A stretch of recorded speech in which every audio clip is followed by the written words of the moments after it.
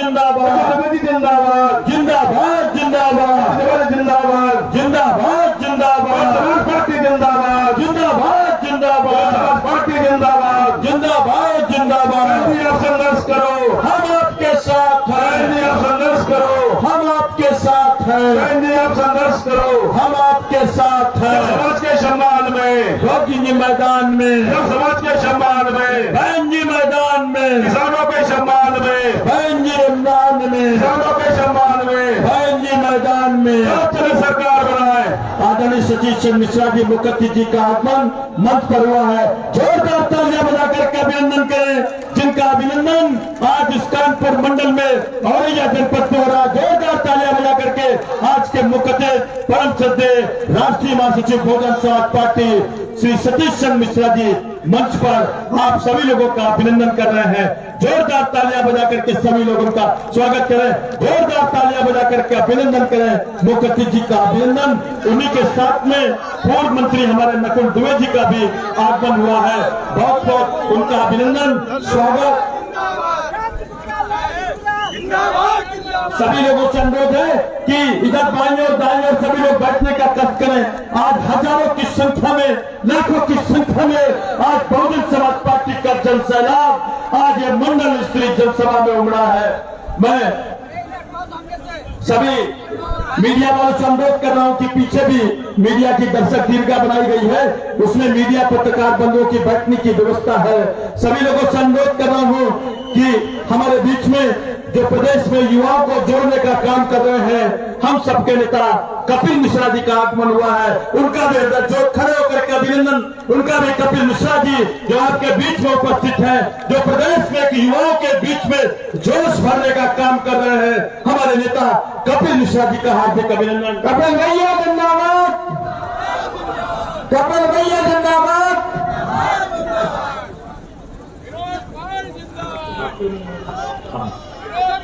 मैं अनुरोध कर रहा हूं कि हमारे कानपुर मंडल के 6 जिलाध्यक्ष सम्मानित जिलाध्यक्षों से अनुरोध करा आए और मुखर्जी जी का बड़ा माला फैला करके अभिनंदन करें।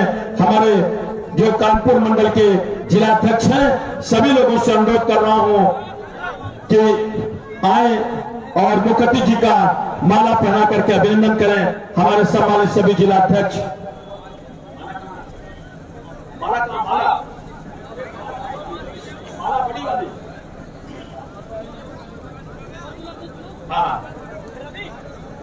कानपुर मंडल के हमारे जिलाध्यक्ष श्री रामशंकर कुरिल जी, श्री प्रवीण शंखवार जी कानपुर देहात, शैलेंद्र दोहरे जी औरैया, शीलू दोहरे जी इटावा, नागेंद्र जाटव जी फरुखाबाद, बबलू गौतम कन्नौज।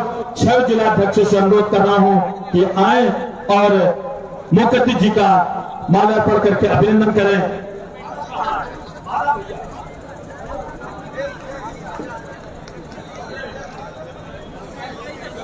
नेटवर्क बहुत कमजोर चल रहा है। हमारे मुखर्जी जी का अभिनंदन हो रहा है। हमारे जिलाध्यक्ष जो कि आदरणीय, जोरदार तालियां बजाएं, हमारे मुखर्जी जी का अभिनंदन हो रहा है। सामने से तो हटिए, अरे सामने से हट जाओ भैया, और पीछे जोरदार तालियां बजा करके अभिनंदन, हाथ खड़े करके तालियां बजाएं। हमारे मुखर्जी जी माननीय परमादरणीय सतीश मिश्रा जी का कानपुर मंडल के जिलाध्यक्षों द्वारा अभिनंदन किया जा रहा है, स्वागत किया जा रहा है।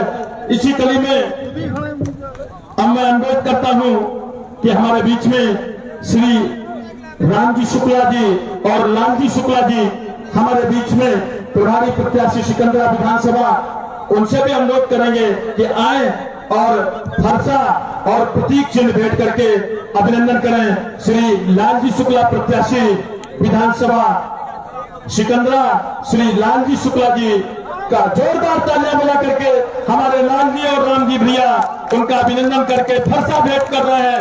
जोरदार तालियां बजा करके गर्गाहट पैदा हो जाए, इस तरीके से तालियां बजाए मुखर्जी जी का स्वागत। इसी कड़ी में हमारे रामजी शुक्ला जी पूर्व विधायक, पूर्व मंत्री मुखर्जी जी का अभिनंदन कर रहे हैं। अनुरोध कर रहा हूं श्रीमती मधु गौतम जी प्रभारी प्रत्याशी विधानसभा बिल्हौर, आए और बाबा साहब की मूर्ति का प्रतीक चिन्ह भेंट कर रही हैं। मधु गौतम प्रत्याशी विधानसभा बिल्लौर।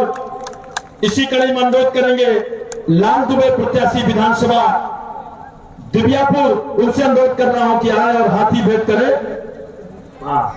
उसी कड़ी में हम अनुरोध कर रहे हैं, हमारे बीच में अरुण मिश्रा जी प्रभारी प्रत्याशी है जो कि कल्याणपुर विधानसभा से, उनसे अनुरोध कर रहा हूं कि आए और चांदी का मुकुट भेंट कर या पहना करके साहब का स्वागत कर रहे हैं। अरुण मिश्रा जी चांदी का मुकुट, जोरदार तालियां बजा करके अभिनंदन करेंगे। इसी कड़ी में अनुरोध कर रहा हूं श्री मोहन मिश्रा जी से कि आए और गणेश जी की प्रतिमा भेंट करके साहब का स्वागत करें। इसी कड़ी में अनुरोध कर रहा हूं मनसित दीक्षित जी प्रबंधक हैं राजन मेमोरियल प्रीमियम कानपुर, मावर कानपुर देहात, जो कि प्रतीक चिन्ह भेंट करके अभिनंदन कर रहे हैं। मनसित दीक्षित जी जोरदार तालियां बजा करके अभिनंदन कर रहे हैं। मैं उसी कड़ी में अनुरोध कर रहा हूं कि हमारे बीच में श्री प्रदीप दोहरे पूर्व जिलाध्यक्ष औरैया आए और साहब को प्रतीक चिन्ह भेंट करके अभिनंदन करें। अनुरोध कर रहा हूं हमारे प्रियांक शुक्ला जी ब्राह्मण भाईचारा के, जो कि विधानसभा संयोजक हैं, उनसे भी अनुरोध कर रहा हूं कि जोरदार तालियां बजा करके हमारे प्रदीप दोहरे जी पूर्व जिलाध्यक्ष द्वारा साहब का अभिनंदन। इसी कड़ी में हम अनुरोध कर रहे हैं अरविंद मिश्रा जी, जो कि राधा कृष्ण की मूर्ति ला करके साहब का अभिनंदन कर रहे हैं। अनुरोध कर रहा हूं हमारे शैलेंद्र पांडे जी, जो कि सुरक्षित विधानसभा रसूलाबाद के विधानसभा संयोजक है ब्राह्मण भाईचारा का, साहब को शाल पहना करके अभिनंदन कर रहे हैं। शैलेंद्र पांडे जी रसूलाबाद विधानसभा से।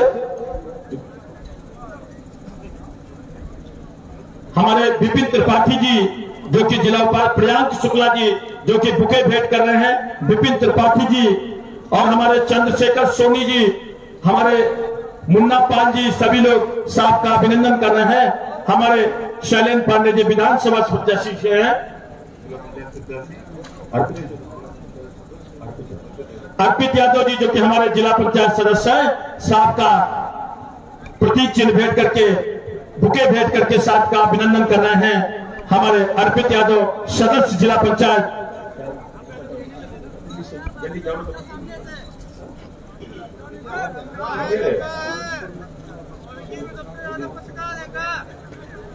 अनुरोध करेंगे अरविंद मिश्रा जी के हमारे बीच में श्री कपिल मिश्रा जी, जो कि युवाओं को जोड़ने का काम प्रदेश में कर रहे हैं, उनको राधा कृष्ण की प्रतीक चिन्ह भेंट करके अभिनंदन कर रहे हैं। कपिल मिश्रा जी का, भैया अरविंद जी, कपिल मिश्रा जी का जोरदार तालियां बजाएं। हमारे युवा नेता है कपिल मिश्रा जी, जो कि बहुजन समाज पार्टी में युवाओं को जोड़ने का काम कर रहे हैं। आज अगर सोशल मीडिया पर आज बहुजन समाज पार्टी जो सबसे ज्यादा दिखाई दे रही है, उसके प्रेरणा स्रोत हमारे युवा नेता कपिल मिश्रा जी हैं, जिन्होंने सोशल मीडिया पर करोड़ों समर्थकों को बहुजन समाज पार्टी से जोड़ने का काम किया है। हमारे बीच में मैं अनुरोध करूंगा जिलाध्यक्ष औरैया से कि नकुल दुबे जी हमारे बीच में हैं, उनका माल्यार्पण करके अभिनंदन करें। जिलाध्यक्ष औरैया।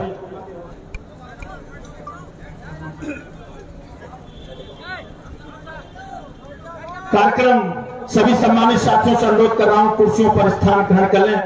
मैं अनुरोध कर रहा हूं बड़े आदर के साथ में बहुजन समाज पार्टी के युवा नेता, जिन्होंने पूरे उत्तर प्रदेश में एक मुहिम चला रखी है, जिन्होंने युवाओं को जोड़ने का काम किया है, जो बहुजन समाज पार्टी की नीति और रीत से जोड़ने का काम किया है, हमारे यशस्वी छोटे भाई श्री कपिल मिश्रा जी से हम अनुरोध करते हैं, आए और अपने विचारों को रखें। श्री कपिल मिश्रा जी।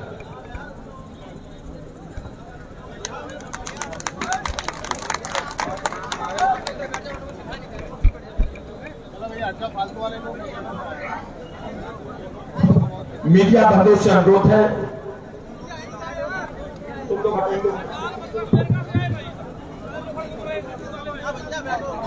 यहाँ मंच पे उपस्थित सभी गणमान्यजनों को और खास तौर से जो दूर दूर से आप सभी लोग जो आए आज हमारे आदरणीय पिताजी के विचार सुनने, उनकी बातें समझने, उन सभी को मेरे दिल से सादर प्रणाम। साथियों, हमें आदरणीय बहन जी के कार्यकाल के वक्त को याद करने की जरूरत है। उस समय सभी लोग कितने सुरक्षित थे, खास तौर से इस प्रदेश की महिलाएं आदरणीय बहन जी से अच्छा महिलाओं का दुख दर्द और कौन समझ सकता है। आदरणीय बहन जी का शासनकाल खत्म होते ही गुंडा राज शुरू हो गया है, जबकि जिसके चलते सबसे ज्यादा उत्पीड़न किसी के साथ हो रहा है तो वो हमारी महिलाओं के साथ हो रहा है। हर रोज आप अखबार खोलें तो कम से कम 5 से 6 महिलाओं के साथ हुए उत्पीड़न और शोषण की खबरें डेली छपती हैं। साथियों, इनके असली चेहरे को पहचानने की जरूरत है कि इनके कहने में और करने में कितना अंतर है। पिछले लगभग 10 साल से इस प्रदेश की सरकार को सिर्फ धोखा देने का काम पिछली 2 सरकारों ने करा है। इस सरकार ने, इसकी पिछली सरकार ने, इन्होंने 2 करोड़ नौकरियां देने का वादा किया था, बल्कि उसके बदले इन्होंने हर साल 2 करोड़ नौकरियां छीनने का काम किया है।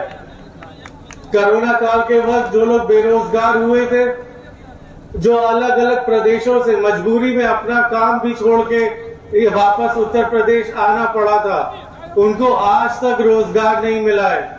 और जब भी हमारे सर समाज के युवा साथी, चाहे महिलाएं हो चाहे वो पुरुष हो, जब भी अपनी नौकरी की मांग या रोजगार की मांग रखने इन तक जाते हैं तो इनको बदले में ये सरकार सिर्फ लाठी और डंडे ही देती है।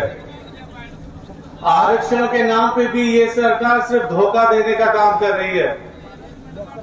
इन्होंने रेलवेज हो या और कोई भी सरकारी यूनिट्स हो, सब एक एक करके प्राइवेट कंपनियों के हाथों में बेचने का काम किया है। तो साथियों, यह हर कोई जानता है कि प्राइवेट कंपनियों में कोई आरक्षण नहीं चलता है, तो इसके बाद की सरकारी नौकरी पे साथियों वही उसी जगह आदरणीय बहन जी ने अपने कार्यकाल के वक्त 23,50,000 नौकरियां दी थी, जिसके चलते लगभग उस समय 1 लाख सफाई कर्मचारियों को नौकरी में रखा गया था।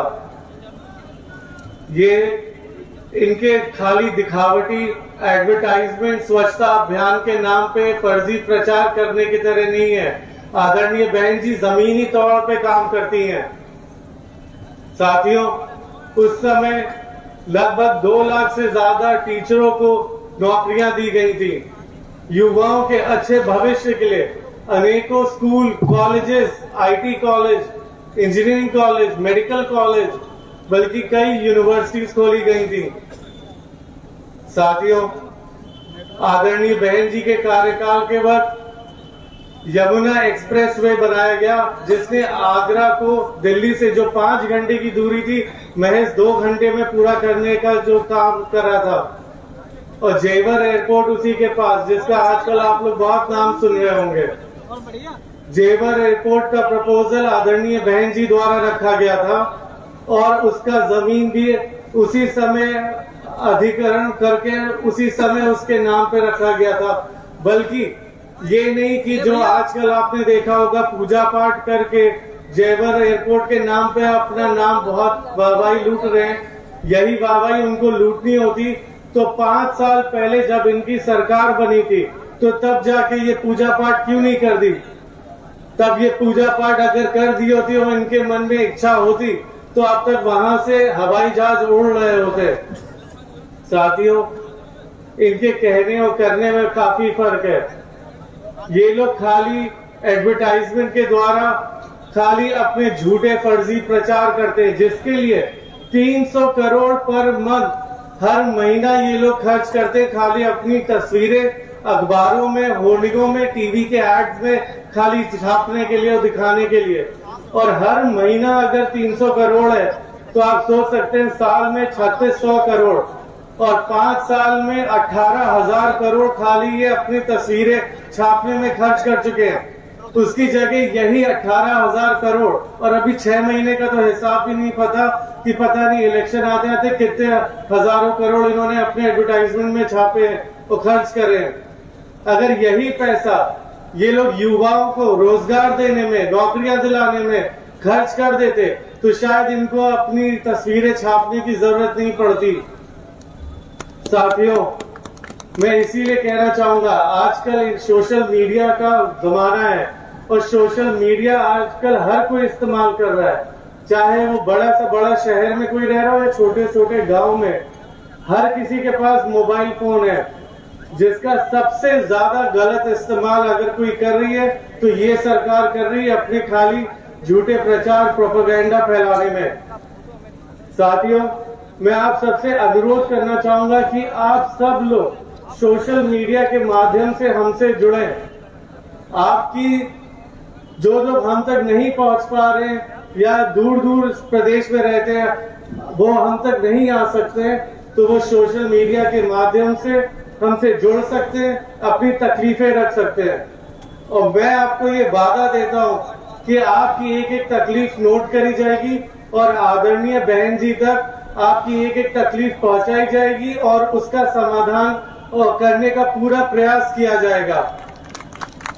साथियों, इसीलिए मैं कह रहा हूं सोशल मीडिया का इस समय सबसे जरूरी इस्तेमाल करना आपको है और इनके हर दुष्प्रचार का, गलत प्रोपेगेंडा का खुल के विरोध करने की आपको जरूरत है, क्योंकि ये किसी की भी आवाज दबा तो सकते हैं लेकिन सोशल मीडिया के माध्यम से ये आपकी आवाज नहीं दबा पाएंगे। हर कोई खुल के अपनी बात रख सकता है। और साथियों, ये एक ऐसा हथियार है जिसको जो चाहे जब चाहे खुल के इस्तेमाल कर सकता है इनका विरोध करने में। तो मैं इसीलिए आप लोग से अनुरोध करूंगा, मेरे पास बातें बहुत है, वक्त कम है, क्योंकि आप सब लोग मेरे आदरणीय पिताजी की विचार सुनने आए, काफी देर से यहाँ बैठे हैं।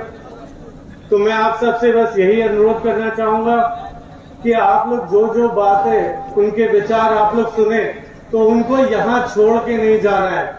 उनकी बातें, उनके विचार घर घर जाके पहुंचाना है और हर जगह कोई भी आपको इस सत्ता के नशे में या ताकत में आपको डराने दबाने की कोशिश करे, खासतौर से इस प्रदेश की महिलाओं को, तो उनको बस एक चीज बोल देनी है कि आदरणीय बहन जी आ रही हैं। जो भी आपको डराने दबाने की कोशिश करेगा वो खुद ब खुद डर के अपने घर में कहीं बिल में छुप के बैठ जाएगा। तो जो भी डरा है उसको बता दें कि आदरणीय बहन जी 5वीं बार इस प्रदेश की मुख्यमंत्री बन के आने जा रही हैं। साथियों, इन्हीं शब्दों के साथ मैं आपसे आज्ञा लेना चाहूंगा। जय भीम, जय भारत, जय परशुराम। बहुत बहुत धन्यवाद। हमारे परम आदरणीय कपिल मिश्रा जी ने बहुत अच्छे विचार रखे। इन विचारों को हमें जन जन तक पहुंचाने का काम करना है।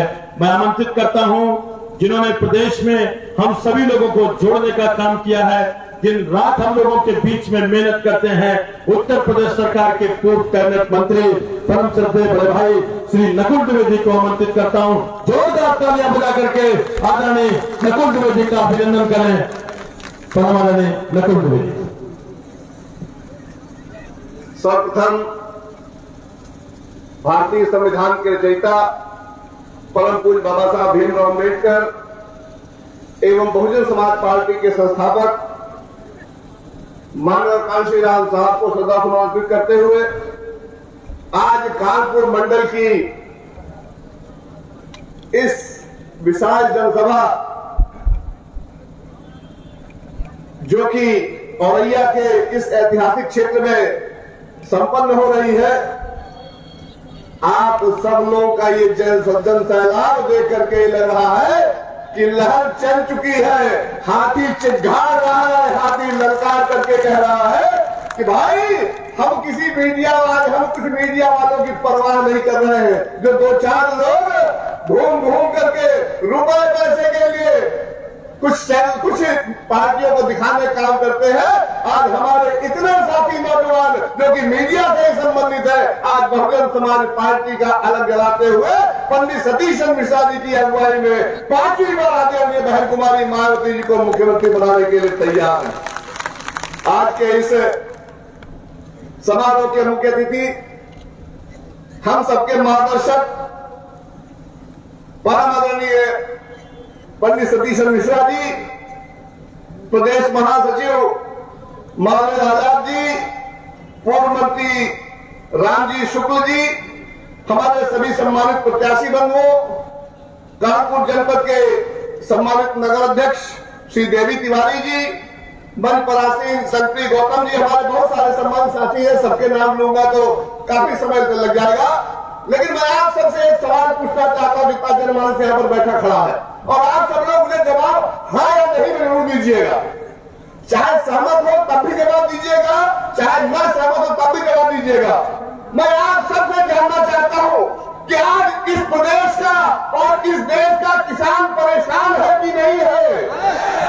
सब लोगों को जवाब चाहिए, परेशान है कि नहीं है? हमारा बेरोजगार नौजवान परेशान है कि नहीं है? हमारी माताएं बहनें परेशान है कि नहीं है? अगर हमारे कर्मचारी वर्ग परेशान है कि नहीं है? हमारे मीडिया वाले परेशान है कि नहीं है? तो बताओ क्या इलाज है? सिर्फ इलाज एक है कि 2022 में आज इस मंच के माध्यम से तय करके जाओ कि हम सब लोग जब तक आदरणीय भरत कुमार जी को 5वीं बार प्रदेश का मुख्यमंत्री नहीं बना लेंगे, हम लोग चैन से बैठने का काम नहीं करेंगे। यही आह्वान करने में आप लोगों के बीच में आया हूँ। आपके और मुख्यमंत्री महोदय के बीच में बहुत देर तक बाधा नहीं बनना चाहता हूँ, लेकिन इतना जरूर कहूंगा कि अगर आप परेशान हो तो आपकी परेशानी सड़कों पर दिखाई देनी चाहिए। आप टेलीविजन के चक्कर मत जाइए, आप 2-4 चैनलों के चक्कर मत जाइए, क्योंकि आपने देखा है कि जब बटन दबता है तो जहां पर हाथी रहता है वहां पर सारा का सारा बटन आपको नीला ही दिखाई पड़ता है, नीले के अलावा हाथी के अलावा आपको कोई दिखाई नहीं पड़ता। तब आप लोग भूलते हैं, अरे भैया वो तो पार्टी गठबंधन कर ली, अरे महागठबंधन कर लिया। अरे हाथी जब चलता है तो सब लोग उसके पीछे पीछे अपने आप चलने लगते हैं, एक बड़ा जनसैलाब अपने आप खड़ा हो जाता, अपने आप इकट्ठा हो जाता है। मैं आमंत्रित करता हूँ बहुजन समाज पार्टी के राष्ट्रीय महासचिव, हम सबके अगुआ और हम सब लोगों को दिशा देने वाले बहुजन समाज पार्टी के राष्ट्रीय महासचिव और सम्मानित सांसद माननीय सतीश मिश्रा जी को कृपया माइक पर आए, हम सबको आशीर्वाद दे और हम सबका आह्वान करें कि हम लोग अब बहुजन समाज पार्टी की सरकार कदा बनाए बिना दम लेने वाले नहीं है। पर माननीय मुख्यमंत्री महोदय,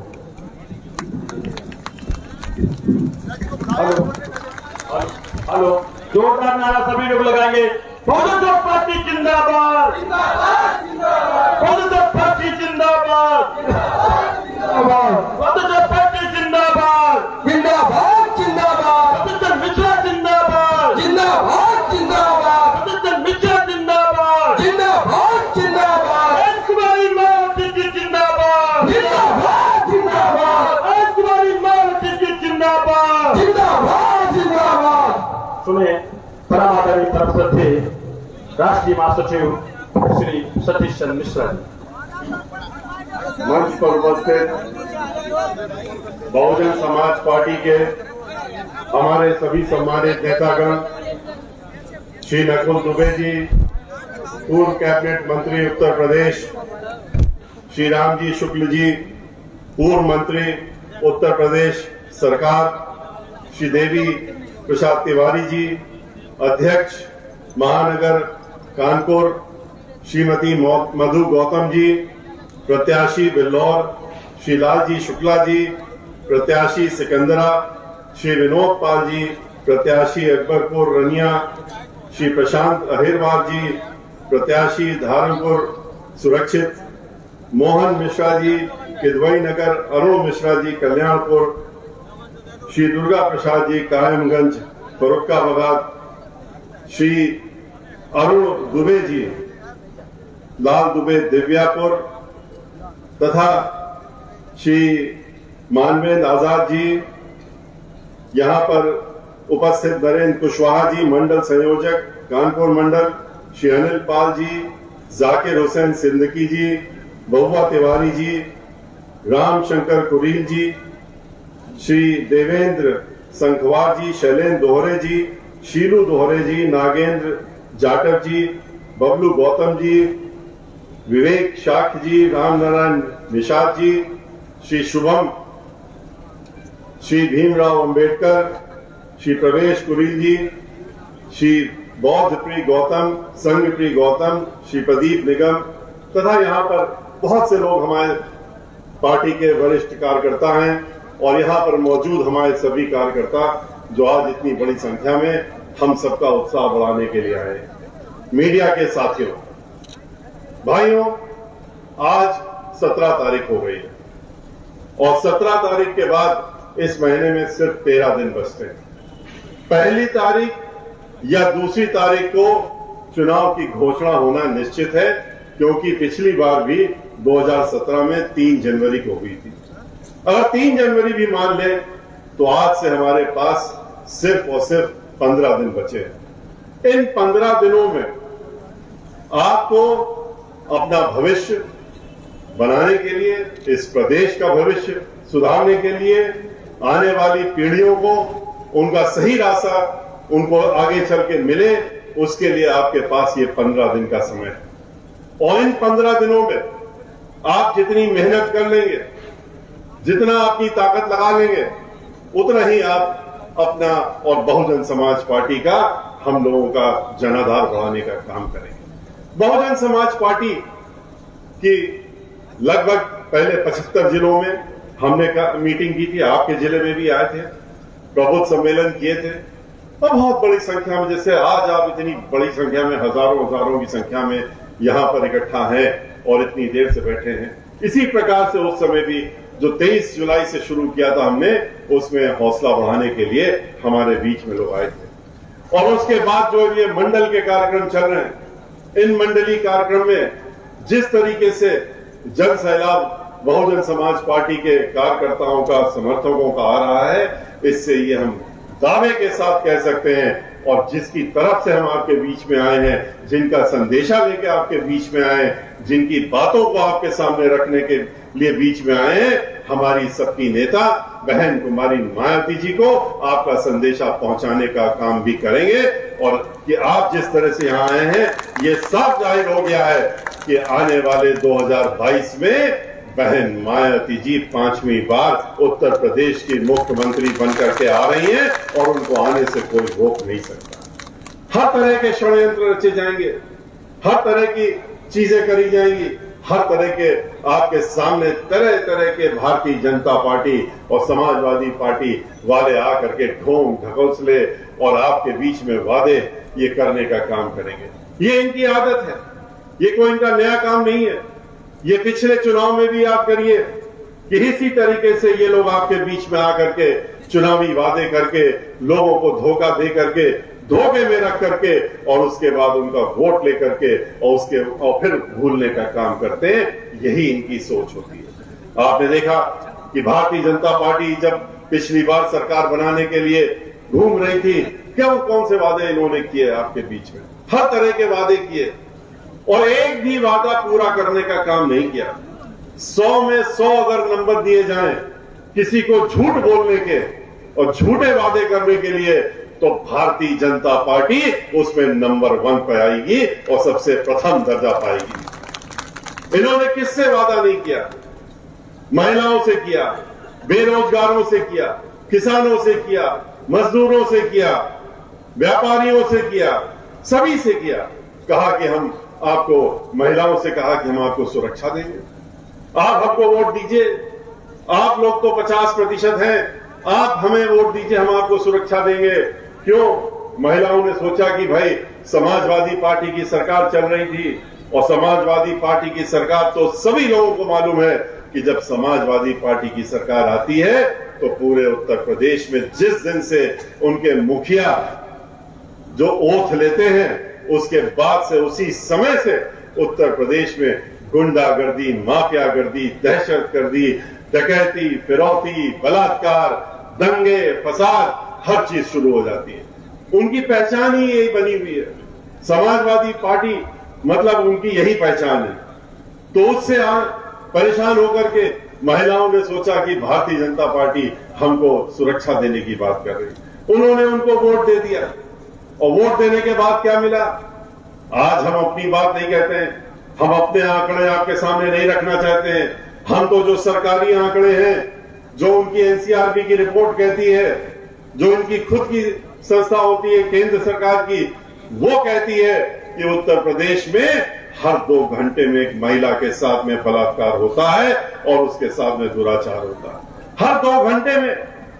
क्या इसी तरह की सरकार, इसी तरह की सुरक्षा मांगी थी महिलाओं ने? किस तरीके से हाथरस में बहुत दूर नहीं है आपके यहां से, किस तरह से एक दलित महिला, दलित बेटी के साथ में उसका बलात्कार होता है और उसके बाद जब उसकी जान चली जाती है तो उसके बाद क्या होता है वो तो और भी भीभत्स होता है। बलात्कार पहले भीभत्सकार हुआ, उसके बाद उसका मृत शरीर भी उसके परिवार वालों को देने से मना कर दिया।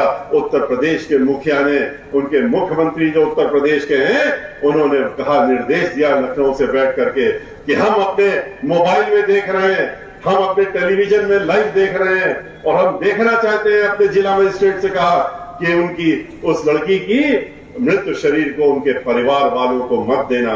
उनके परिवारजनों को तालों में बंद कर दिया गया, सिक्जों के पीछे मां को बंद कर दिया गया, रोती रही, चीखती रही, बिलखती रही कि चेहरा तो दिखा दो, लेकिन नहीं दिखाया क्योंकि मुख्यमंत्री का आदेश था कि नहीं देना है, इसमें हमारे ही अपने लोग मुजरिम हैं, उनको हमें बचाना है, हमारे ही लोग इसमें जो है जिनको हमें बचाना है वो लोग इसमें फंसे हुए हैं, इसलिए इसका शरीर मत देना। और देखा आपने क्या हुआ, उसके बाद रात के 2:30 बजे मिट्टी का तेल डाल करके पुलिस वालों ने उसका शरीर जलाने का काम किया। पूरा उत्तर प्रदेश, पूरा देश शर्मसार हुआ, पूरा विश्व में हम लोगों के सर झुका, लेकिन उनको असर नहीं हुआ। जब उन्होंने देख लिया कि शरीर जल गया, तभी उन्होंने जिला अधिकारी से कहा कि बहुत अच्छा काम किया, अब तुम चिंता ना करना। उसके बाद आपने देखा किस तरीके से महिलाओं के साथ में पूरे प्रदेश में हुआ, चाहे वो कानपुर ले लीजिए, चाहे वो इलाहाबाद ले लीजिए, चाहे वो झांसी ले लीजिए, चाहे वो बिठूर ले लीजिए, हर जगह महिलाओं के साथ में, लखनऊ ले लीजिए, किस तरह से दुराचार और बलात्कार की एक छड़ी सी लगे, किस तरह से पंचायत के चुनाव में चीर-हरण तक करने का काम इनके अधिकारियों पुलिस वालों के सामने महिला के साथ हुआ, वो भी सबने जो एक टेलीविजन के सामने देखने का काम, तस्वीर देखने का काम किया, लेकिन इनको कोई फर्क नहीं पड़ता है। खुशी दुबे 16.5 साल की लड़की, यही कानपुर की, 1.5 दिन पहले उसकी शादी होती है और 1.5 दिन में उसकी तो मेहंदी भी नहीं सूखी थी हाथों की, लेकिन उसके जो पति था उसको तो एनकाउंटर में मारने का काम किया, लेकिन उसके बाद उस लड़की को भी उठा ले गए, खुशी दुबे को ले जा करके और जेल में बंद कर दिया। 16.5 साल की लड़की को, क्या वो बहुत बड़ी दुर्दांत अपराधी थी? वो तो कहीं दूसरे शहर से होकर के, शादी होकर के उस घर में आई थी, लेकिन आज तक उसकी बेल नहीं होने दी। और बेल क्यों नहीं होने दी? क्योंकि वो एक ब्राह्मण परिवार की लड़की थी, और ब्राह्मणों को आप जानते हैं किस तरह से उत्तर प्रदेश में जिस तरह से दलितों के ऊपर अत्याचार इन्होंने किए हैं, जिस तरह से दलितों की हत्याएं हो रही हैं, जिस तरह से दलितों के परिवारों में हर तरह की, चाहे वो बलात्कार हो, जो चीजें हो, सब करवाने का काम कर रहे हैं इस सरकार में, उसी तरह से ब्राह्मणों को भी इन्होंने बख्शा नहीं है। 500 से ज्यादा ब्राह्मण के लोगों को मौत के घाट उतार दिया गया, 100 से ज्यादा इनकाउंटर करा दिए, और उसी सिलसिले में खुशी दुबे ब्राह्मण परिवार की थी, इसलिए उसको ले जा करके मुखिया का, उत्तर प्रदेश के मुख्यमंत्री का खास आदेश जारी हुआ कि इसकी बेल नहीं होनी चाहिए, किसी हालत में बेल नहीं होनी चाहिए। उसके लिए चाहे झूठे और फर्जी कागजात तैयार करने पड़े, गवाही तैयार करनी पड़े, वो करने का काम करो, और वही करने का काम किया गया उसकी बेल खारिज कराने के लिए। उसके साथ साथ में परिवार में जो महिलाएं काम कर रही थी, घर का काम करने वाली महिला, उसको भी उठा ले गए, उसके साथ में उसकी 6 साल की लड़की और 3 साल के बच्चे को भी नहीं बख्शा, उसको भी ले जाके जेल में बंद करके रखा है, और आज तक इनको जेल के अंदर रखा हुआ है। जिस तरीके से हाथरस में रेणु शर्मा नाम की लड़की को अभी पिछले महीने, जो कि एक महिला थी, ब्राह्मण परिवार की महिला थी और राजनीति में थी, पूर्व ब्लॉक प्रमुख थी, उसके साथ में भारतीय जनता पार्टी वाले उससे खफा हो गए, नाराज हो गए, राजनीतिक द्वेष से उसको जेल में भेजने का काम कर दिया, झूठे इल्जाम लगा के जेल में भेज दिया। उसके बाद मामला उसका जब कोर्ट में गया, उसको बेल मिल गई, लेकिन निर्देश तो लखनऊ से था कि इस ब्राह्मण परिवार की महिला को राजनीति में बहुत आगे आगे चल रही है, किसी भी हालात में जेल से बाहर नहीं निकलना चाहिए, बेल हो गई तो हो जाने दो। और यही हुआ, 15 दिन तक उसको जेल से बाहर नहीं आने दिया, 16वें दिन जब जेल से बाहर आई वो, तो उसका मृत शरीर बाहर आया। वो मर गई अंदर जेल के अंदर, उसका मृत शरीर बाहर आने दिया। जिस तरह से ये इंतजार कर रहे हैं कि खुशी दुबे की इनको कब सूचना मिले और उसके बाद उसके शरीर को बाहर निकालने का काम करे, इसी प्रकार से इन्होंने रेणु शर्मा के साथ में किया। और ये कहते हैं ये वोट लेने का काम किया सुरक्षा के नाम पे। याद करिए बहन मायावती जी का कार्यकाल, रात के 12 बजे भी अगर किसी को जाने की जरूरत पड़ती थी, किसी महिला को घर से बाहर किसी भी काम से, जरूरी काम से, सोचती नहीं थी, वो घर से निकल जाती थी, बेहिचक निकल जाती थी, क्योंकि उसको ये मालूम था कि उसकी तरफ कोई गलत निगाह उठा के नहीं देख सकता, क्योंकि उत्तर प्रदेश की मुख्यमंत्री बहन मायावती जी हैं, ये उसको मालूम रहता था। किसानों के साथ धोखा दिया, किसानों के साथ वादा किया कि हम तुम्हारी आमदनी 2 गुना कर देंगे, और करने का काम क्या किया? उनकी 3 कानून लाद करके, काले कानून लाद करके उनकी जमीनों पर कब्जा करने की कोशिश की, जमीनों को छीनने का काम किया। और जब उन्होंने आंदोलन किया तो क्या मिला उनको? वही लाठियां, वही डंडे, वही सर फोड़ने का काम। यहां तक कि हरियाणा और लखनऊ के बॉर्डर में मुख्यमंत्री ने आदेश दिया वहां के कि इनको इतनी लाठियां मारो जो बैठे हुए हैं जब तक सर न फट जाए। और जब सर फट गया और उसके बाद 2 की मृत्यु भी हो गई, तो उन्होंने भी वक्तव्य दिया। और हमारे उत्तर प्रदेश के जो आका हैं उन्होंने भी कहा कि इनको सबक सिखाना जरूरी था, और सही ढंग से सबक सिखाने का काम किया। 700 लोग मर गए, 700 किसानों की शहादत हुई, इनके ऊपर असर नहीं हुआ। ये आराम से नजारा देखते रहे कि कितने दिन और बैठते हैं ये।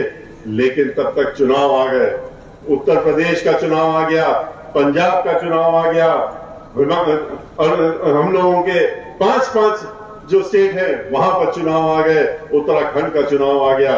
तब इनके नेताओं ने कहा, इनके एमएलए ने कहा कि हम लोग तो अपने घर में नहीं घुस पा रहे हैं, घर नहीं जा सकते, हमको तो घर में भी पीछे दरवाजे से जाना पड़ रहा है, हम चुनाव में वोट क्या मांगेंगे। ऐसी स्थिति को देख करके एक निर्णय फिर से लिया कि चलो हम इन 3 काले कानून को वापस लेने का काम करते हैं। लेकिन उसका क्या, जो आपने 4 लोगों, किसानों को जो आंदोलन से वापस जा रहे थे, गाड़ी चला करके कुचलने का काम किया। ये वो सरकार है जो कहती है, जिनका केंद्रीय मंत्री और वो बैठा हुआ है और उसको हटा नहीं सकते। ये क्यों नहीं हटा सकते? क्योंकि भारतीय जनता पार्टी का नेता है, और सोची समझी रणनीति के तहत, सोची समझी साजिश के तहत उन किसानों को की हत्या हुई, उनको मारा गया। अब तो ये खुलासा पुलिस वालों की एसआईटी रिपोर्ट जो माननीय सर्वोच्च न्यायालय के निगरानी में हो रही है, उसमें आ गया, चार्जशीट फाइल हो गई कि ये तो सोची समझी रणनीति के तहत हत्या हुई है। उसके बाद भी आपने देखा कि मंत्री जी को हटाने का काम नहीं कर सकते। इसलिए नहीं कर सकते क्योंकि उनके लिए, इन लाशों के लिए, इन जो मृत्यु हो गई हैं, उनके लिए उनके कोई परवाह नहीं। जब 700 किसान मर गए तो ये 404 किसानों को दबा के मार दिया, तो इसकी कौन सी बड़ी बात है? उनके लिए बहुत ही छोटी बात है, बहुत ही छोटी बात है।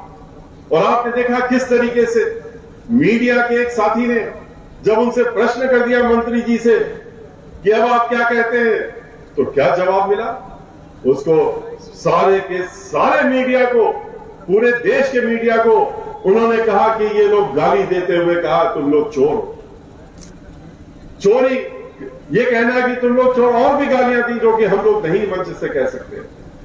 और मीडिया वाले भी जब उसके बाद भी उन्होंने इनसे प्रश्न करने का काम किया, इस गाली को सुनने के बाद भी, तो उसका कॉलर पकड़ लिया और मोबाइल छीन लिया और धमकी देने का काम किया कि तुम जानते नहीं हो कि हम लोग कौन हैं, हम लोग भारतीय जनता पार्टी वाले हैं, सबक सिखाने का काम करेंगे। ठीक उसी प्रकार से इनकी सोच ही ऐसी है, जैसे आपके ही पड़ोस में हरिद्वार चौबे जी आगरा से जो राज्यसभा के सांसद बने, जब मीडिया के लोगों ने उनसे प्रश्न किया, जब वो बाहर निकल रहे थे, कहा कि आप क्या सोच रहे हैं, चुनाव सर पे हैं, पूरे प्रदेश का ब्राह्मण समाज लामबंद हो गया है, आपके खिलाफ हो गया है, आपके विरुद्ध हो गया है। बहुजन समाज पार्टी के साथ में 2007 में उससे कंधे से कंधा मिला करके पूर्ण बहुमत की सरकार बनाई थी और अब वो फिर वही मन बना लिया है उसने और अब की बार बहुजन समाज पार्टी के साथ खड़ा हो रहा है। आप क्या कहते हैं? उन्होंने क्या कहा?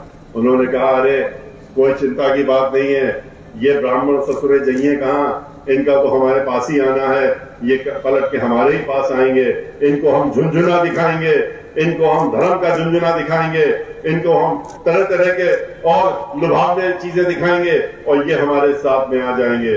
मैं उनसे कहना चाहता हूं कि आपको बहुत बड़ी गलतफहमी है।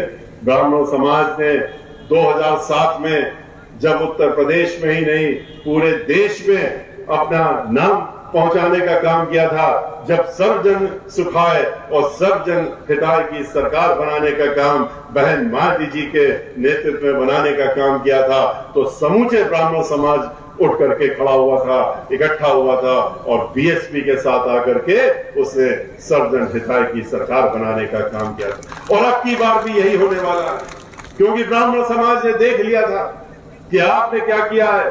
आपने तो 500 लोगों को मरवा दिया, 100 एनकाउंटर करा दिए। समाजवादी पार्टी तो ब्राह्मण समाज को ऐसे ही अपना पहला और आखिरी दुश्मन मान के चलती है और जिस तरह से दलित समाज को दुश्मन मानती है उसी तरह से ब्राह्मण समाज को मानती है। लेकिन बहन मायावती जी ने तो जो कहा था वो करके दिखाया। उन्होंने कहा था कि हम आपका खोया हुआ मान सम्मान लौटाने का काम करेंगे, तो उन्होंने लौटाने का भी काम किया था। 15 उन्होंने कैबिनेट मंत्री ब्राह्मण समाज के बनाए थे। उन्होंने 45 लोगों को जिता करके भेजने का काम किया था। श्री नकुल दुबे भी यहाँ बैठे हैं, श्री लालजी शुक्ला जी भी यहाँ बैठे हैं। इन लोगों को भेजने का काम किया था, मंत्री बनाने का काम भी किया था और उसके बाद 1 दर्जन से ज्यादा विधान परिषद में भेजने का काम किया था। आधा दर्जन लोकसभा में भेजा था। पार्टी का नेता तो उन्होंने 17 साल से हमको बना ही रखा है और राज्यसभा में लोकसभा में भी बनाने का काम किया है। बहन मायावती जी ने हर स्तर पर जब सर्वजन को उन्होंने सम्मान दिया, हरेक को अपना स्थान दिया, हरेक को उचित स्थान दिया, तो उन्होंने ब्राह्मण समाज को भी पीछे छोड़ने का काम नहीं किया। अगर वादा किया था उन्होंने तो उसको पूरा करने का काम किया। इसलिए अब की बार ब्राह्मण समाज अपना मन बना चुका है। वो जानता है कि आज दलित समाज के साथ में जिस तरह से ये सरकार उनके साथ में नाइंसाफी कर रही है, उसी प्रकार से ब्राह्मण समाज के साथ भी कर रही है। और अल्पसंख्यक समाज के लोग तो मौका ढूंढ रहे हैं, अगले 2 महीने गिन रहे हैं कि ये 2 महीने कब पूरे होंगे और कब हम बहन मायावती जी को मुख्यमंत्री बनाने का काम करेंगे। जिस तरह से उनको आतंकित करने का काम किया है, जिस तरह से डराने धमकाने का काम किया है, उसका बदला लेने के लिए वो सब के सब तैयार बैठे हैं। वो भूल नहीं सकते कि समाजवादी पार्टी की सरकार में किस तरह से 134 101 2 नहीं, 10-20 नहीं, 100 नहीं, 134 दंगे हुए थे उत्तर प्रदेश में। और ये बहन मायावती जी की सरकार में ठीक उसी के विपरीत एक छोटा सा भी दंगा फसाद तो छोड़िए, एक छोटा सा झगड़ा भी नहीं होने पाया था, क्योंकि भाईचारा बना करके बहन मायावती जी ने सरकार चलाने का काम किया था। इसलिए आज इन दोनों पार्टियों का चेहरा इनके सामने आ चुका है। कहा था 2 गुनी आमदनी कर देंगे किसानों से, इन्होंने तो नहीं किया। 25 रुपए देने का काम किया है, वो भी चुनाव के ठीक पहले। जब चुनाव आ गया तो 5 रुपए महीने के हिसाब से बढ़ाने का काम किया है गन्ना का मूल्य। लेकिन बहन मायावती जी जब उनकी सरकार थी उन्होंने कोई वादा नहीं किया था, उन्होंने कुछ नहीं कहा था कि हम 2 महीने की सरकार 2 गुना बनाने का काम करेंगे। लेकिन किसान उनके दिल में बसते हैं, गरीब उनके दिल में बसते हैं। उनके दिल में चाहे किसी भी जात किसी भी धर्म का गरीब व्यक्ति हो, उनके दिल में बसता है, उनके बारे में सोचने का काम करती हैं। इसीलिए उन्होंने अपनी सरकार में जो गन्ना का मूल्य 125 रुपए था उसको बढ़ा करके 250 रुपए करने का काम, 2 गुना करने का काम बहन मायावती जी ने किया। ये लोग नाटक करते हैं, ढोंग करते हैं, जाते हैं गरीबों के यहाँ, झोपड़ियों में जाते हैं, खाना खाते हैं, दस्तरखान लगा करके और उसके बाद मीडिया को भी ले जाते हैं, दिखाने का काम करते हैं। देखिए हम तो दलित के घर में आए हैं, हम तो गरीबों के घर में आए हैं, हम खाना इनके साथ जमीन में बैठ के खा रहे हैं, बड़े बड़े इनके नेता। लेकिन ये भी तो बताने का काम करें। अगर बता भी देंगे तो मीडिया की मजबूरी होती है कि वो दिखा नहीं सकता, क्योंकि उनके आकाओं के ऊपर जो मीडिया के मालिक हैं उनके ऊपर इन्हीं का जोर चलता है। इसलिए उनकी मजबूरी होती है, वरना वो असलियत दिखाने लगे तो वो ये भी दिखा देंगे कि 5 दिन पहले से उन घरों में जिसमें जाने की योजना बनाते हैं उसको पहले साफ सुथरा करने का काम करते हैं, लीप पोतने का काम करते हैं, नए बर्तन ला करके रखने का काम करते हैं, खाना भी बाहर से बना करके और वहां पर पहुंचा देते हैं और फिर कहते हैं कि हमने परोस करके खाना यहां खाया। बहन मायावती जी इस तरह का नाटक नहीं करती हैं। मीडिया के लोग हमसे पूछ रहे थे कि वो क्यों नहीं झोपड़ी में जाती। मैंने उनसे कहा कि वो दिखावे की राजनीति नहीं करती हैं, वो इस तरह का नाटक करने का काम नहीं करती हैं। हाँ करती हैं, क्या करती हैं? बहन मायावती जी जो झोपड़ी में रहते हैं गरीब लोग, जो झोपड़ियों में अभी भी रह रहे हैं, जो झोपड़ियों में रह रहे थे लोग, उनको झोपड़ी से बाहर निकाल करके और उनके लिए 2-2 कमरे का पक्का मकान मुफ्त देने का काम बहन मायावती जी ने किया। 20 लाख मकान दिए थे मानवर काशीराम जी की योजना में, 2-2 कमरे के हर जिले में, और 1 लाख जो मकान और बन रहे थे, 80 लाख मकान जो और बन रहे थे पूरे उत्तर प्रदेश में, समाजवादी पार्टी की सरकार ने आते ही उसको बंद कर दिया था। वरना बहन मायावती जी की योजना थी कि अगले 5 वर्ष में उत्तर प्रदेश में एक भी गरीब व्यक्ति हमको झोपड़ी में न मिले, अपने मकान में सम्मानजनक तरीके से रह रहा। जिस तरीके से उन्होंने, लोग ये आते हैं कहते हैं कि हम आपको लैपटॉप देंगे, हम आपको मोबाइल देंगे बेरोजगारों से तो क्या वादा किया था इन्होंने? अभी आपके सामने कपिल मिश्रा ने रखा कि कहा था हम 2 करोड़ नौकरियां देंगे, और नौकरी लेने का काम किया, देने का काम तो नहीं किया। और जब वो लोग गए लाठी डंडे खाए तो उसके बाद सलाह क्या देते हैं? कहते तुम लोग तो बहुत ज्यादा पढ़े लिखे हो, पीएचडी होल्डर हो, इंजीनियर हो, डिग्री होल्डर हो, तो एक सलाह देते हैं तुमको, और सलाह ये देते हैं कि तुम जाओ और पकौड़ा बेचने का काम करो, तुम लोग पकौड़ा बेचो। ये सलाह दे रहे हैं उनको। पकौड़ा बेचना, खुंचा लगाना, ठेला लगाना, ये हम लोग कोई, हमारी पार्टी कोई बुरा नहीं मानती। हमारी पार्टी तो गरीबों के लिए बनी, गरीबों के लिए काम करती है, दिन रात इनके लिए लगी रहती है, लेकिन धोखा देने का काम नहीं करती। कि आप पढ़े लिखे नौजवान साथियों को, जो जिनके माता पिता ने अपने पूरे जीवन की पूंजी लगा करके उनको पढ़ाया लिखाया कि डिग्री हासिल करके नौकरी पाएंगे, उनको आप ये करते हैं। और फिर कहते हैं चुनाव आता है, आजकल घूम रहे हैं, एक पार्टी कह रही है मोबाइल दे रहे हैं, एक पार्टी कह रही है लैपटॉप देंगे, कोई कहता है घुस देंगे। ये 10,000 12,000 रुपए देने का काम वोट खरीदने के लिए जो ये लोग कर रहे हैं चुनाव के पहले, बहन मायावती जी ये नहीं करती है।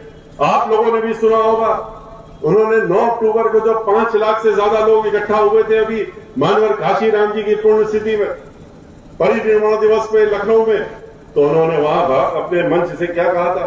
उन्होंने कहा कि बार हमारी सरकार बनने दीजिए और हमारी पहली प्राथमिकता जो होगी यहाँ के इस प्रदेश से बेरोजगार दूर करने की होगी और बेरोजगारों को नौकरी देने की बात है।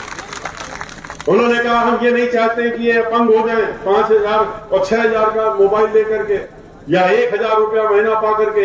हम चाहते हैं कि इनके हाथ में हर महीने तनख्वाह के 50,000 रुपए आए, जिससे ये अपना जीवन चला सके, अपने परिवार का जीवन भी सम्मानजनक चला सके। और ये उन्होंने करके दिखाया। 23 लाख नौकरियां पूरे देश में नहीं दे पाए, उन्होंने 5 साल में देने का काम किया।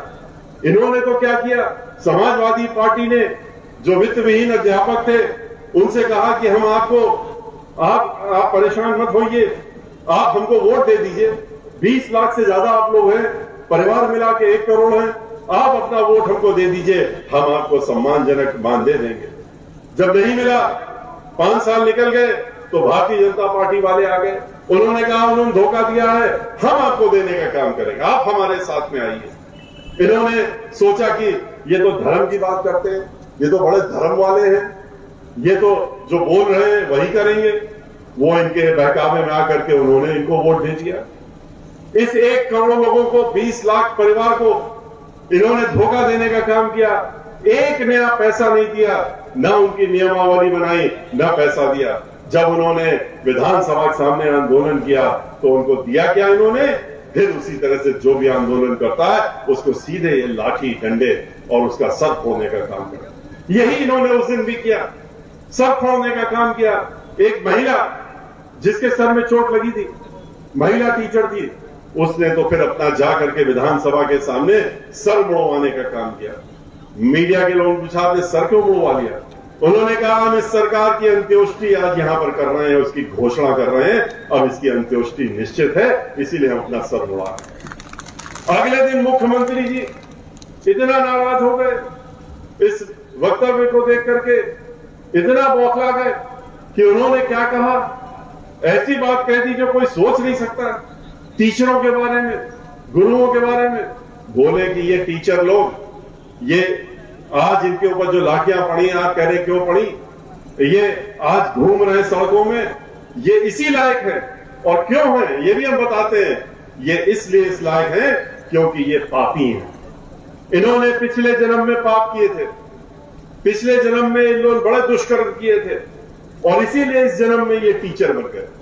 और जब टीचर बन गए पाप करके, तो इनके साथ में ऐसा ही व्यवहार होना चाहिए। इस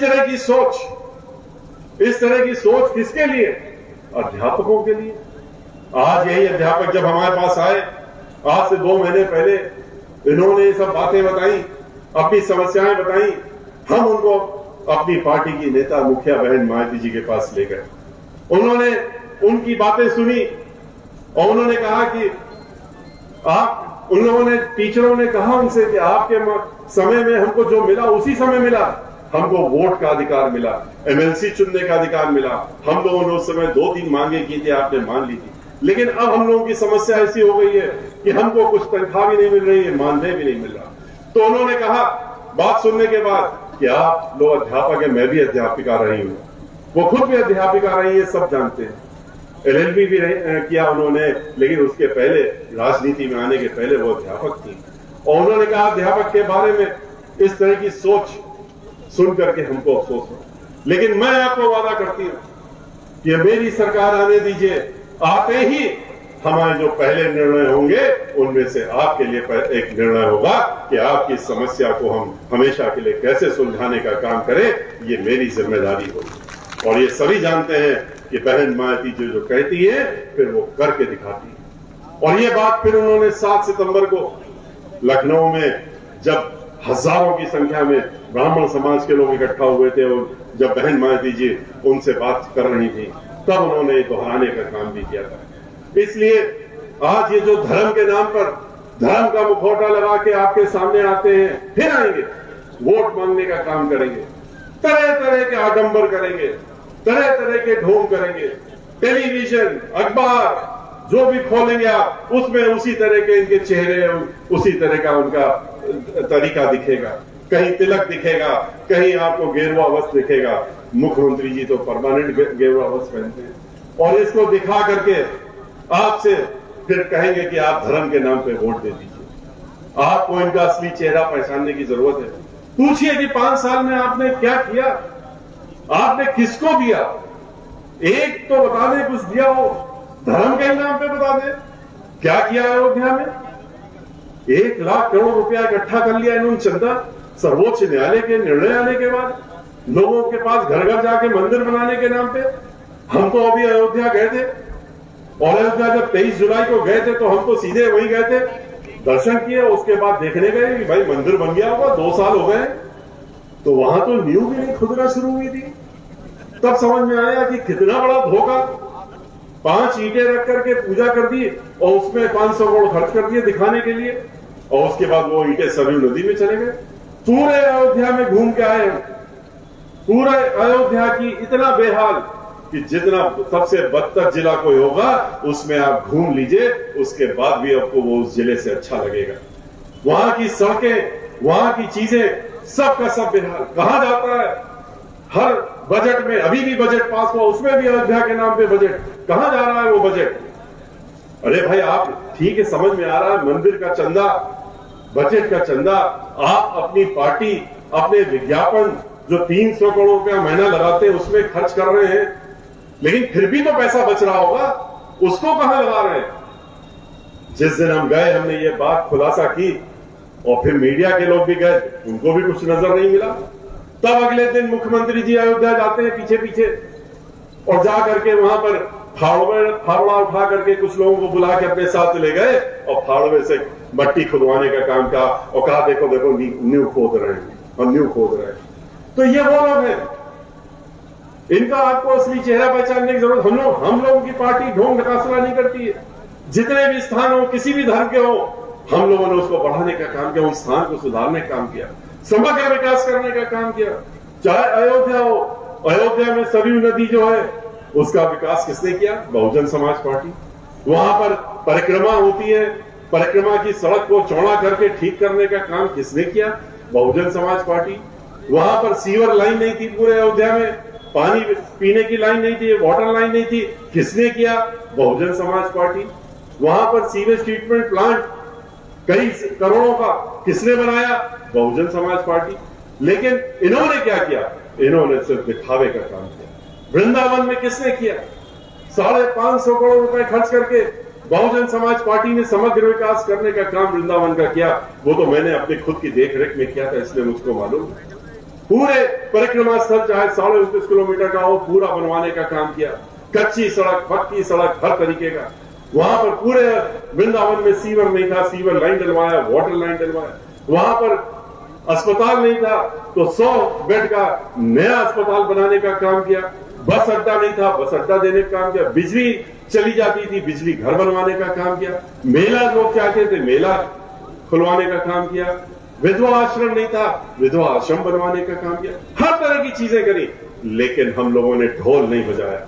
हम लोगों ने धर्म के नाम पे ढपली नहीं बजाई। हमने उसके नाम पे वोट नहीं दिया।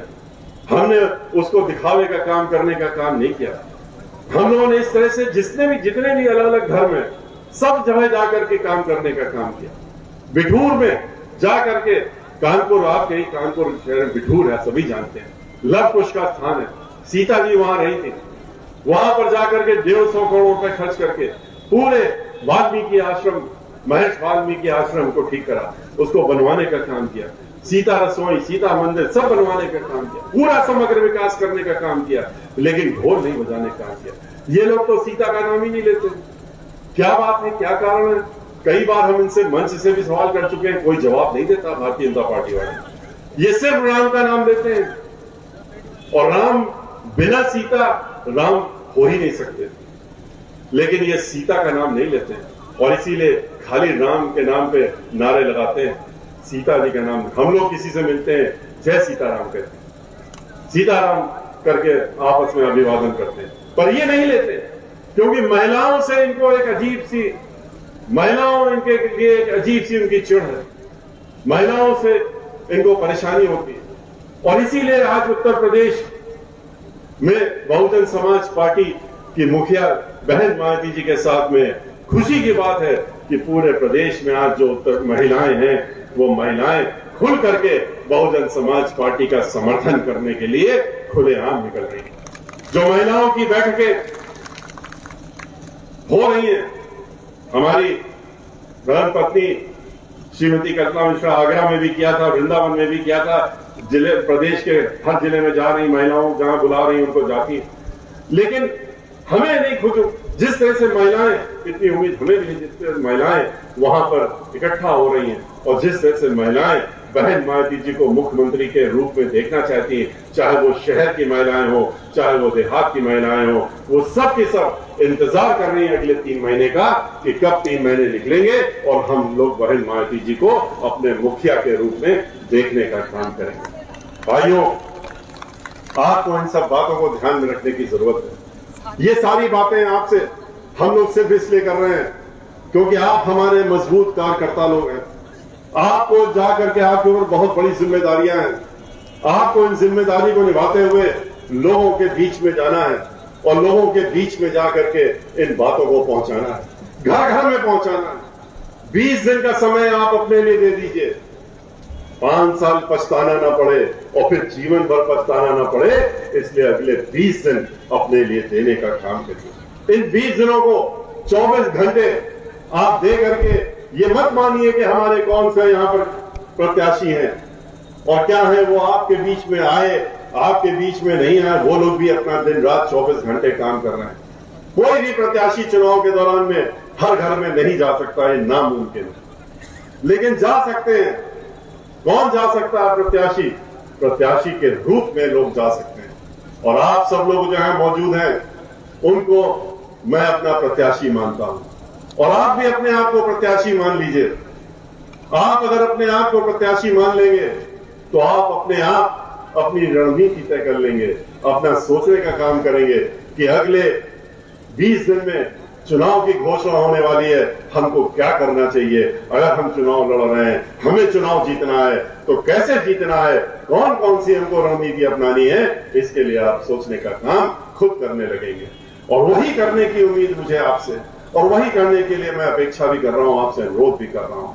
और जिस दिन आप ये मान लेंगे अपने आप को प्रत्याशी, किसी की ताकत नहीं है कि वो बहुजन समाज पार्टी को हराने का काम करे। बहुजन समाज पार्टी के साथ सब समाज आज जुड़ा हुआ है। मीडिया को छोड़ दीजिए, मीडिया को छोड़ दीजिए, मीडिया की मजबूरी है। मीडिया के जो खास तौर से ऊपर के आका लोग हैं जो मीडिया चलाने काम करते हैं, आपको भी मालूम है कि वो बड़े बड़े उद्योगपति, और वो उद्योगपति वो हैं जो चुनिंदा उद्योगपति जिनके हाथों में भारतीय जनता पार्टी ने पूरे देश को बेचने का काम कर दिया। कुछ चुनिंदा जो उद्योगपति हैं, आज आपकी सारी संपत्ति, हमारी अपनी संपत्ति जो हम लोगों ने 75 वर्ष में टैक्स दे करके बनाने का काम किया, चाहे वो रेलवे हो, चाहे वो ऑयल इंडिया कंपनी हो, चाहे वो इंश्योरेंस कंपनी हो, और अब तो बैंक को भी दे दिया, घोटाला किया, फिर बैंक को भी निजी हाथों में देने। आज भी बैंक कर्मचारियों का आंदोलन चल रहा है निजी करों के खिलाफ। पहले घोटाला बैंकों में लाखों करोड़ का, फिर उनको विदेश में भेजना, और फिर उसके बाद कह दो कि अच्छा ले जाओ, हम बेचे दे रहे हैं तुम्हारे हाथ में, इसको भी ले दो। धीरे धीरे करके इन्होंने हर जगह, हर वो स्थान जहां पर जो कि पब्लिक सेक्टर कॉर्पोरेशन थे, उनको बेचने का काम इन्होंने इन उद्योगपतियों को किया। इसीलिए आज नौकरियां खत्म हो गई। इसके पीछे भी तो कोई कारण होगा कि नौकरियां कहां चली गई। जब निजीकरण हो गया तो नौकरी कहां मिलेगी। नौकरी तो ठेके में हो गई, ठेकेदारी में नौकरी हो रही है। आज चाहे नगर निगम हो, चाहे पीडब्ल्यूडी हो, चाहे इरिगेशन का विभाग हो, चाहे वो ब्रिज कॉर्पोरेशन हो, उत्तर प्रदेश में कहां नौकरियां मिलती थी। इन्हीं सब जगहों पे सबसे ज्यादा नौकरियां होती थी। इन सब में नौकरियां बंद कर दी गई और ठेके में दे दिया गया। और ठेके में न कोई रिजर्वेशन होता है और न ठेके में जो अनरिजर्व सीटें उनको भी मिलने काम होता है। वहां तो 5,000, 7,000, 8,000 में इंजीनियर से भी काम लिया जा रहा है। इस स्थिति में हम लोगों को इन लोगों ने पहुंचाने का काम कर दिया। हम लोगों को अपनी आंख खोल करके, और अब की बात, इस समय जो आपके हाथ में एक सबसे कीमती चीज आई, इन्होंने आपसे सब कुछ छीन लिया, लेकिन इनसे छीनने का वक्त अब आपके हाथ में आया।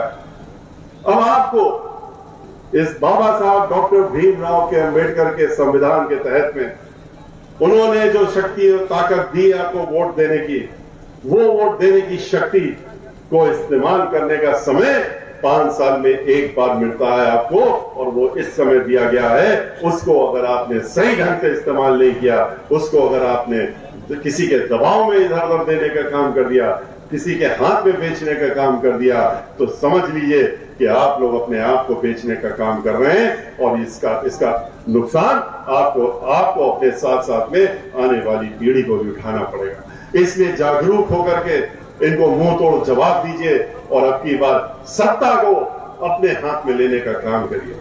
बहन मायावती जी के हाथ में सत्ता देने का मतलब है कि आपके हाथ में सत्ता है। जो व्यक्ति 24 घंटे में 18 घंटे सिर्फ और सिर्फ काम करते हुए और अपने गरीब लोगों के बारे में, उनके बारे में सोचने का काम करता हो, उसके हाथ में सत्ता देने का काम करना चाहिए। और ये मौका आपके हाथ में आया है और आप कर सकते हैं, और आप जरूर करेंगे। जिस तरह से उत्तर प्रदेश में घूम करके आए हैं, जैसा कि मैंने शुरुआत में कहा है कि ये पूरी तरह से अब हम आश्वस्त हो गए हैं कि अगले 2022 में बहन मायावती जी इस प्रदेश की मुख्यमंत्री बन के आ रही है। मैं अपनी बात समाप्त करने के पहले ये जरूर चाहूंगा कि अगर आपको हमारी बातें समझ में आ गई हैं और आप हमारी बात को अपने साथ में ले जाकर के औरों के बीच में पहुंचाने का संकल्प ले रहे हैं और ये भी संकल्प ले रहे हैं कि अब की बार हम बहन मायावती जी को उत्तर प्रदेश का 5वीं बार मुख्यमंत्री बनाएंगे तो एक बार खड़े होकर के अपने दोनों हाथ उठा करके और हमको इशारा कर दीजिए, हम भी समझ जाएंगे कि आप हमारे साथ में हैं और हमारी बातों। बहुत बहुत धन्यवाद, बहुत खुशी हुई आपको देख करके इस उत्साह को बढ़ाते हुए, बहुत बहुत धन्यवाद। और इसी के साथ में मैं अपनी बात समाप्त करता हूं, आपसे विदा लेता हूं। जय भीम, जय भारत, जय परशुराम। भारत जनता पार्टी जिंदाबाद जिंदाबाद जिंदाबाद। भारत जनता पार्टी जिंदाबाद जिंदाबाद जिंदाबाद। सदस्य मिश्रा जिंदाबाद जिंदाबाद जिंदाबाद। सदस्य मिश्रा जिंदाबाद जिंदाबाद जिंदाबाद। कुमारी मायावती जी जिंदाबाद जिंदाबाद जिंदाबाद। कुमारी मायावती जी जिंदाबाद जिंदाबाद जिंदाबाद। बहुत बहुत धन्यवाद सभी आए हुए सभी हमारे साथियों का।